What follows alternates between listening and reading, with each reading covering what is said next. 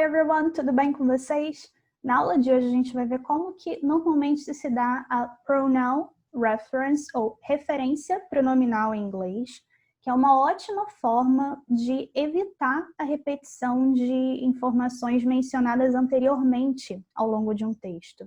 Daí a sua grande importância para uma boa compreensão textual por parte dos leitores, ok?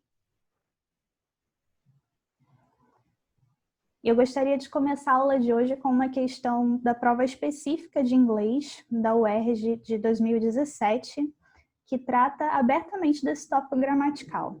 E o que o enunciado dessa questão diz? Na tirinha, Calvin e seu pai conversam sobre um assunto importante. Com base no primeiro quadrinho, indique o que motivou essa conversa.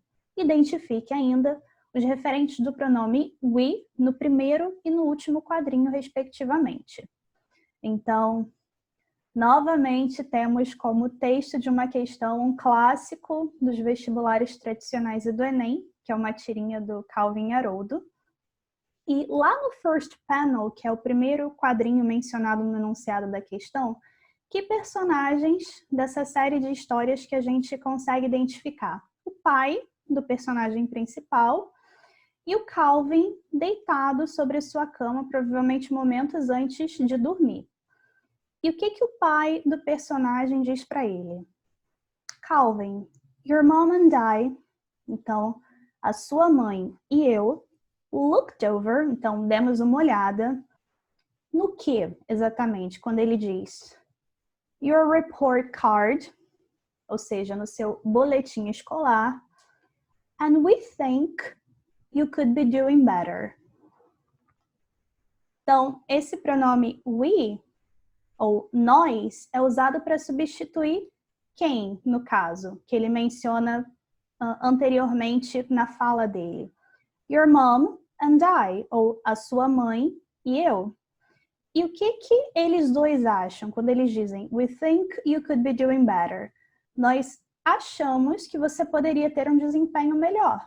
Então, o que motivou essa conversa entre os dois? Um desempenho ruim do Calvin na escola, constatado por meio do boletim escolar. E o que o Calvin responde para o pai quando ele diz but I don't like school? Lembrando que don't é uma negativa, então quem que não gosta da escola? Quando ele diz eu não gosto da escola. Lá no segundo quadrinho, o que o pai dele pergunta para ele? Why not? Esse why é o nosso porquê separado de pergunta. E como que ele justifica esse questionamento? You like to read and you like to learn. Então, você gosta de ler e de aprender? I know you do. Eu sei que você gosta. E no terceiro quadrinho ele continua essa linha de pensamento para se justificar. Quando ele diz, quero dizer, you've read every dinosaur book ever written. Então você leu cada livro de dinossauro já escrito. And you've learned a lot, right? E você aprendeu bastante, não é mesmo? Reading and learning are fun. Então, o que é divertido, segundo o pai do Calvin? Ler e aprender.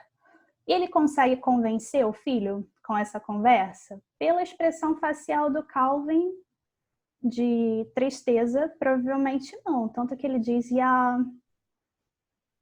E lá no último quadrinho, o que o pai pergunta para o filho? So, why? Novamente temos o porquê de pergunta. Why don't you like school? Por que você não gosta da escola? E o que o Calvin responde? We don't read about dinosaurs. Então, novamente, temos uma negativa, don't, seguida do verbo read, ler, sobre o quê? Dinossauros, dinosaurs. Quem que não lê sobre dinossauros? Quando ele diz we, a quem que esse pronome nós se refere? Eles estão conversando sobre a escola. Então, quando Calvin diz que nós não lemos sobre dinossauros, ele se refere a si próprio e aos colegas. E todos esses pronomes que eu destaquei ao longo da tirinha são o que a gente costuma chamar de subject pronouns, porque como o próprio nome deles já indica, eles funcionam como sujeitos das orações. São eles que exercem as ações expressas pelos verbos principais das orações, e é por isso que em cada oração eles se posicionam antes do verbo principal, ok? E como que a gente diria que ele, um homem, no caso, é o pai do Calvin? Que pronome sujeito a gente utilizaria para isso? He's Calvin's father. Então, na expressão his, esse apóstrofe S indica o verb to be, is. Ele é. Já no trecho Calvin's father, esse apóstrofe S indica uma ideia de posse. De quem que ele é pai? Do Calvin. E como que a gente diria que ela, uma mulher, é a mãe do Calvin? She's Calvin's mother. Já para se referir a ambos, ou eles, que pronome que a gente utilizaria? Como que ficaria a sentença? They're Calvin's parents. Eles são os pais do Calvin.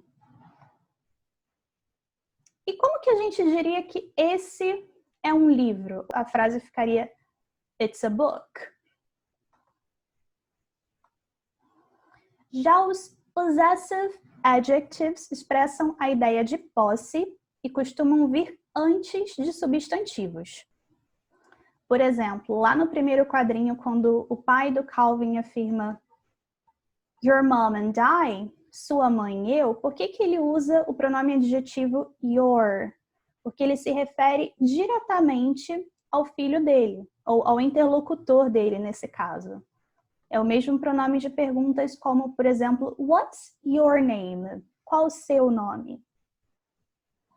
E como que a gente diria que esse é o pai do Calvin, sendo que o Calvin é um menino? Nós podemos afirmar He's Calvin's father. So, this man, esse homem, is his father. É o pai dele. Podemos afirmar também que Calvin's, her son, ou o filho dela. Então, to sum up, para resumir tudo, quando a gente se refere diretamente ao interlocutor, face to face, tete a tete, a gente utiliza o pronome your, como na pergunta What's your name? What's your cell phone? Já para se referir a algo que pertence a um homem ou a um menino, his. E para expressar a ideia de posse de uma mulher ou de uma menina, her, ok? E como que a gente poderia completar a segunda frase desse exemplo aqui? It's a book. ... Name is Calvin and Hobbes. Nesse caso, nós utilizaríamos o pronome it's, sem o apóstrofe. Afinal de contas, o livro é uma coisa.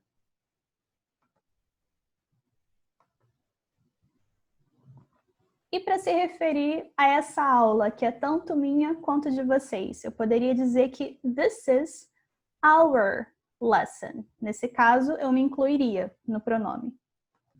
Os object pronouns, por sua vez, costumam funcionar como objetos das sentenças, ou seja, eles sofrem as ações expressas pelos verbos principais e, normalmente, eles vêm depois de uma preposição ou após um verbo nas orações. Por exemplo, nessa comic strip da série Peanuts, que ficou conhecida aqui no Brasil por Snoopy, que é o nome de outro personagem, o que a personagem Lucy diz para o Charlie Brown, lá no primeiro quadrinho?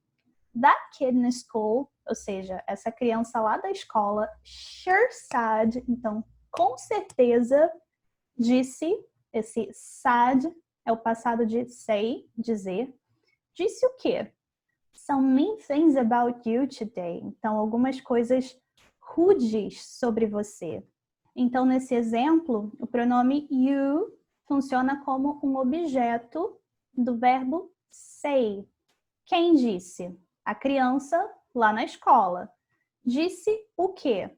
Coisas ruins. E sobre quem? Ela diz sobre você. Então, you, nesse caso, vem depois da preposição about. E lá no segundo quadrinho ela pergunta, how come? Como assim? You didn't hit him. Então, esse didn't é o passado do don't, uma negativa. Então, o que ela pergunta? Por que você não bateu em quem? Nele, na criança, referenciada lá no primeiro quadrinho. Percebam que, nesse caso, o pronome him vem depois do verbo hit, bater. E o que o Charlie Brown responde no terceiro quadrinho? I have observed that whenever you try to hit somebody, então, o que ele observou? Que sempre que você tenta bater em alguém, there is a tendency for them to try to hit you back. Então, tem uma tendência para quem? Para eles, ou seja, essas pessoas em quem você bate, to try to hit you back. Então, para tentarem bater de volta em você. Percebam que nesse caso o pronome objeto them vem depois da preposição for. E aqui conclusão que a Lucy chega lá no último quadrinho, quando ela diz You're a shrewd judge of human nature, Charlie Brown. Então, você é um juiz sagaz da natureza humana, Charlie Brown. Então, ela afirma que ele entende bem como que funciona a natureza humana. Outro exemplo. Como que a gente poderia substituir o nome Lucy na frase Charlie Brown gave Lucy an answer? Se Lucy é uma menina, nós poderíamos dizer Charlie Brown gave her an answer. Por que a gente utiliza o her e não o she nesse caso? Porque ele vem depois do verbo dar. Dar o quê? Uma resposta. Nessa tirinha do Garfield, o que ele afirma para o John? It's good that we have these little discussions. Então, o que é bom na visão do Garfield? Que nós tenhamos essas discussõezinhas. E lá no segundo quadrinho, o Garfield aponta para uma pilha de papéis e diz o quê? Here's, aqui está, o quê? Your shopping list, John. Então, a sua lista de compras, John. Provavelmente para o mercado, porque o personagem Garfield adora comer. E o que o John responde no último quadrinho? Maybe, talvez, I'll go get us some ice cream. Então, eu vá pegar ou arranjar para quem? Para nós, um pouco de sorvete. Por que a gente utiliza o us nesse caso? Porque ele vem depois do verbo get. Conclusão da história, ele se recusa a comprar os itens que foram colocados na lista pelo Garfield. Os possessive pronouns, por outro lado, costumam ser utilizados para substituir um pronome adjetivo seguido de um substantivo, ou seja, eles substituem algo que foi mencionado anteriormente como pertencente a alguém. Por exemplo, o que diz o título dessa tirinha? The closet, o armário. How he sees, então, como quem vê? Ele, um homem. E o que ele diz no primeiro quadrinho? This, esse aqui, is mine. Esse é meu. Nesse caso, o possessive pronoun mine substitui o quê? My closet. E logo a seguir ele aponta para outra parte do closet e afirma o quê? This is hers. Então, nesse exemplo, o possessive pronoun hers substitui her closet, ou o armário dela. E o que a personagem principal dessa tirinha, que é uma mulher, afirma? How I see. Como eu vejo. Ela observa ambas as partes do closet e chega aqui à conclusão. This, isso aqui, is all mine. Então, é tudo meu. Nesse caso, mine substitui my closet. Conclusão da história. Ela enxerga todo o espaço presente dentro do armário como pertencente a ela e, de vez em quando, ela pega blusas emprestadas do namorado. E como que os possessive pronouns são explorados nessa tirinha aqui? O que o dinossauro diz para a girafa?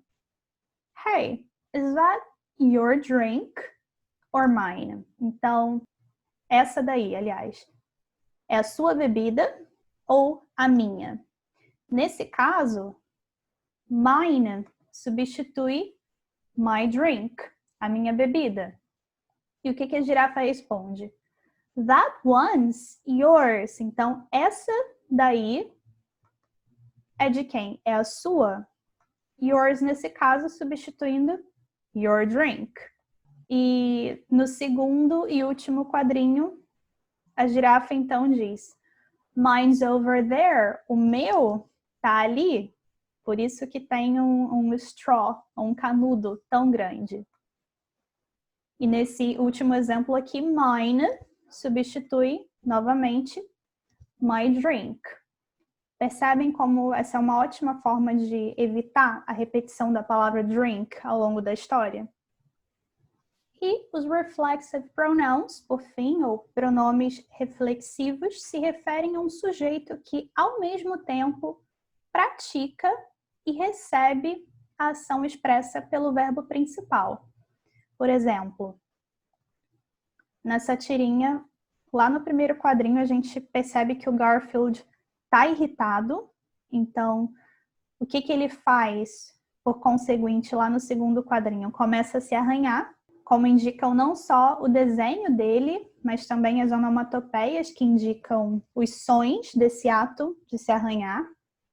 E lá no último quadrinho ele diz: I think, eu acho, I hurt myself, que eu me machuquei. Percebam que nesse caso ele, ao mesmo tempo, pratica a ação e a recebe. Ele se machuca. E o que essa imagem aqui diz? Things to give yourself. Então, coisas para dar a você. Ela conversa diretamente com o leitor. E o que as imagens mostram? Credit, ou crédito a si próprio. A break, ou um intervalo. Bem como time, tempo. Esses são todos presentes que nós podemos dar a nós mesmos. Bom, e para reforçarem o conteúdo da aula de hoje, eu recomendo fortemente que vocês façam as questões das páginas 549 a 552 do primeiro módulo da nossa apostila de inglês. E acho que eu nem preciso lembrá-los novamente que se ficar qualquer dúvida, vocês podem me avisar, tudo bem? So folks, that's all for today. See you next class.